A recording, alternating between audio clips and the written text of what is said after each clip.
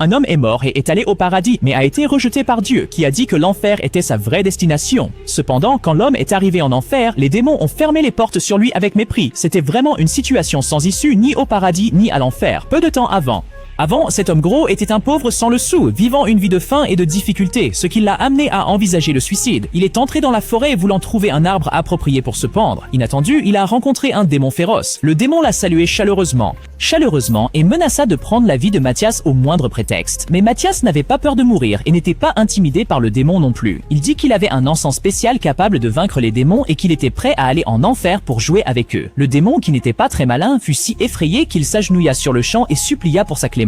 Tant que tu ne nous fais pas de mal, je satisferai n'importe quelle demande que tu as. À sa surprise, juste avec quelques mots inventés, Mathieu a reçu un grand sac d'or et était fou de joie. Cependant, le démon fut furieux et retourna en enfer pour raconter à ses compagnons ce qui s'était passé. Les autres démons pensèrent qu'ils avaient donné trop l'or et a décidé de trouver un moyen de le récupérer. Un démon s'est avancé et a proposé de donner une leçon à Mathia et de récupérer l'or. Mathia n'était toujours pas au courant de ce qui se passait lorsque soudain des flammes jaillirent du sol et un démon apparut devant lui. « Je pense que ce sac d'or est trop gros. Résolvons cela. Celui qui est le plus fort garde l'or. Viens me lutter. » Mathia entendit le défi du démon et ne s'y pas, affirmant que le démon n'était pas de taille pour lui. « Si tu veux te battre avec moi, tu devras d'abord vaincre mon père de 188 ans. Il vit dans la forêt. » Puis il emmena le démon dans une clairière et désigna une grotte. Quand le démon entra, il n'y avait pas de vieil homme à l'intérieur, juste un grand ours peu amical. L'ours ne perdit pas de temps et frappa violemment. Le démon, pris par surprise, ne put esquiver. Il lutta pour s'enfuir et faillit perdre la vie. De retour en enfer, les démons se réunirent de nouveau pour discuter de comment récupérer l'or. Cette fois, le démon le plus rapide se porta volontaire. Il trouva Matidja et dit « Je pense que ce sac d'or est trop